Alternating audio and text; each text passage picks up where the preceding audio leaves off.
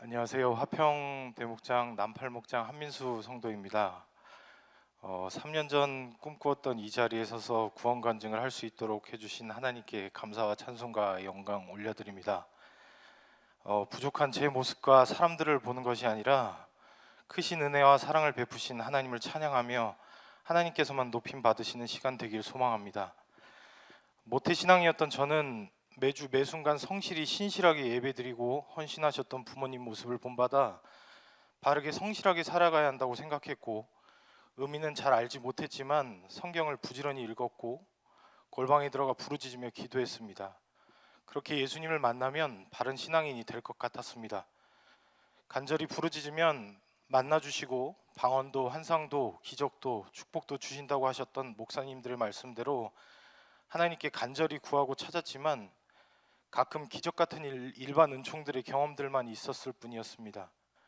물론 대학생이 된 뒤 방언을 경험했지만 그런 현상들을 경험하면 할수록 신앙의 갈급함은 더 커져갔습니다. 나이가 들면서 기독교인으로 바르게 살고 싶은 마음은 커졌지만 삶의 작은 유혹들에게도 매번 넘어지기 일쑤였고, 그로 인해 신앙인의 자존감은 날마다 바닥을 쳐갔습니다. 교회 선생님들의 권유로 많은 찬양 집회와 예전단 모임에 참석했고 피멍이 들 정도로 가슴을 치며 회개해도 삶은 바른 방향으로 나아가지 않았고, 유명한 목사님들의 설교를 매일 두세 시간씩 들어도 예수님의 구원의 사역이 나의 구원으로 믿어지지 않았고, 기독교인의 올바른 삶과 성경적 궁금증 그 어떤 것도 해결되지 않았습니다. 그런 상태였지만 회장으로 교사로 각 기관에서 성실히 열정적으로 봉사를 해왔기에 다들 믿음 있다 칭찬해 주셨습니다.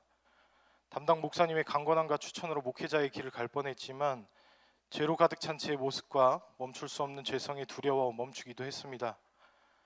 시간이 흘러 그 어느 것도 해결이 되지 않자 신앙생활은 막연한 거야, 그저 내 안에 믿음만 가지고 살면 되지라고 생각하게 됐고 점점 썬데이 크리스천처럼 살게 됐습니다. 그 후 죄를 져도 더 이상 큰 거리낌이 없는 상태까지 오게 됐습니다. 그때쯤 아내를 만나게 되었고, 같은 교회의 대학 선교회의 간사였던 아내가 신실하게 신앙생활하는 모습을 보며 다시 마음을 잡아보려 했지만 잘 되지 않았습니다. 그렇게 시간이 지나 아이들이 태어났고 저희 가족들의 신앙생활에 대해 고민하고 있던 때에 층간소음 문제로 한 달 만에 갑자기 서창동으로 이사하게 됐습니다.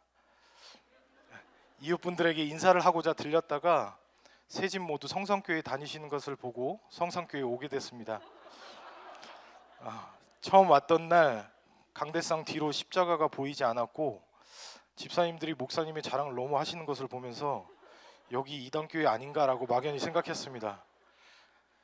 새신자 교육을 마쳐갈 때쯤에 받았던 구원받았냐는 질문과 답변에는 자신들의 교회만이 진정한 구원이 있다고 말하는 것처럼 들렸고, 그동안의 신앙생활이, 아니 그간의 열정적인 수고와 헌신이 부정당하는 것 같아 매우 기분이 나빴습니다. 하지만 큰 기쁨과 열정, 확신이 가득 찬 집사님들의 모습이 자꾸 맴돌았고 마음이 불편해도 목사님께서 틀린 말 하시는 건 아닌 걸 알기에 조금은 더 들어보자고 한 주 한 주 보내게 되었습니다. 뭔가 기존 목사님들과 다른 관점으로 말씀을 전해주시는 목사님의 설교가 그저 흥미롭고 재밌었습니다. 이렇게만 신앙생활을 해도 될 것 같았습니다. 그러던 중 새신자 가정신방을 통해 목사님께 구원 상담을 받게 되었습니다. 과거의 죄, 미래의 죄, 심판에 대하여, 성화에 대하여, 하나님 뜻에 대하여 질문하셨을 때 단 한 가지도 제대로 답변하지 못하고 나니 벌거벗은 것처럼 부끄러웠고 그동안의 신앙생활이 전부 부정당하는 것 같았고 하나님께 죄송해 하염없이 눈물이 났고 고개를 들 수 없었습니다. 신앙의 자존감은 바닥을 치고 내려갔습니다. 그런 저에게 아내는 구원 상담을 받아볼 것을 권했고 두 번째 구원 상담을 받게 되었습니다. 목사님을 통해 들었던 것들이 있어 그 말씀들을 보고 또 보고 갔고 뭐 대답만 잘하면 되겠지, 그러면 구원받은 것처럼 느껴질 것 같았습니다. 하지만 약속의 말씀이 아닌 지식으로 암기하고 이해한 말씀들은 머리에서 맴돌았고 믿어지지 않았고 나의 말씀으로 들려지지 않았습니다. 구원받았는지 확증하라고 해서 말씀에 빗대어도 받고 증거를 찾으려고 했지만 그 어느 곳에서도 증거를 찾을 수 없었습니다. 허공을 떠도는 지식의 말씀만 가지고 무거운 마음으로 돌아왔고 다시 내적 환란이 찾아왔습니다. 말씀도 들리고 인정도 되고 도전도 되는데 도대체 증거는 뭐고 어떻게 확증받아야 하는 거고 약속의 말씀을 믿으면 된다고 하니 그러면 내가 내 의지대로 믿으면 되나? 그것 또한 내 방법 아닌가? 도대체 바르게 믿으려면 어떻게 해야 하는 거지? 고민만 몇 줄을 하다 도저히 안 될 것 같아 다시 구원 상담을 요청했습니다.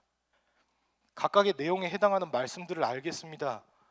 그런데 그 말씀들이 제 것 같지 않습니다. 도대체 뭘 어떻게 믿어야 하는 건가요? 그리고 그 말씀들이 저희 말씀이 되기 위하여 성령께서는 뭘 해주시는 거고 저는 어디 그리고 어디까지 뭘 해야 하나요? 라는 물음에 에베소서 2장 8절 말씀을 펴서 함께 읽자고 하셨습니다. 민수가 그 은혜를 인하여 믿음으로 말미암아 구원을 얻었나니 이것이 너희에게서 난 것이 아니요 하나님의 선물이라. 민수 성도님, 믿음 앞에 무엇이 있죠? 은혜가 있죠. 믿는 것조차 민수 성도님이 하는 것이 아니라 하나님의 은혜입니다. 그 말이 끝나기도 전에 그 말씀이 심장에 와서 박히는 듯이 다가왔습니다. 내가 하려고 했기에 그 말씀이 나의 것으로 받아들여지지 않았던 것입니다. 하나님의 사랑과 은혜로 그저 거저 선물 받은 것이라고 이해되고 믿어지자 그 말씀은 구원의 확증의 말씀으로 마음판에 새겨졌습니다. 그날 이후 구원의 기쁨을 누리고 평안하고 즐거웠습니다. 하지만 해결되었다고 믿었던 내 기억 속 과거 죄의 문제들이 해결되지 않았고 그 죄의 기억들과 그 죄성들로 인해 다시 넘어질 때면 과거의 일들이 생각나며 사단의 참소도 함께 시작됐습니다.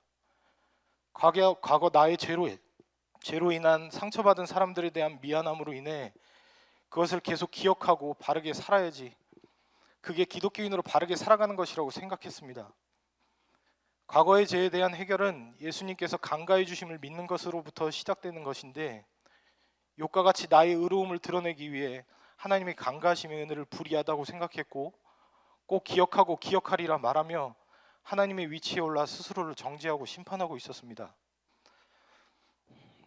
로마서 3장 25절, 이 예수를 하나님이 그의 피로 인하여 믿음으로 말미암은 화목제물로 세우셨으니 이는 하나님께서 길이 참으시는 중에 전에 지은 죄를 간과하심으로 자기의 의로우심을 나타내려 하심이니.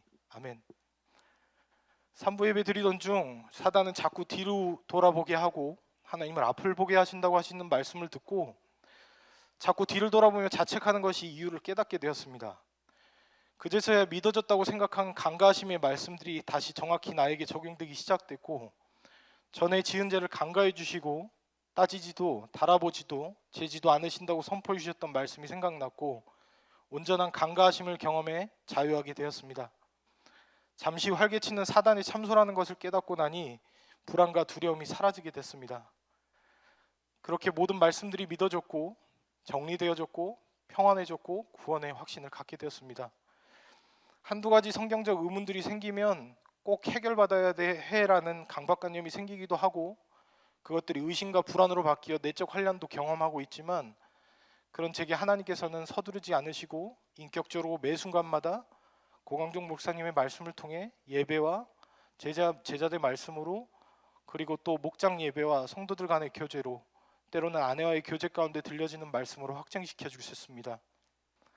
창세전 세우신 날량한 구원의 계획을 성취하시기 위해 예수님께서 친히 인간의 몸으로 오셔서 값을 치르시고 죄를 청산해 주셨기에 의인이 되었고 심판받지 않고 천국 소망을 갖고 살아갈 수 있다고 바르게 개념 정리해 이해하고 깨닫고 기쁨과 감사함으로 평안함으로 살 수 있게 하시니 감사합니다. 이 예수님을 나의 왕으로 인정하고 믿고 의지하며 구원의 복음이 선포되는 시온성산 가운데 함께 거하며 신앙도 삼고 삶도 기쁨으로 누리겠습니다. 그리고 제가 받은 이 구원의 감격과 기쁨을 주변의 많은 목회자 친구들과 사람들에게 잘 전하는 삶을 살아가는 성도가 되도록 하겠습니다. 감사합니다.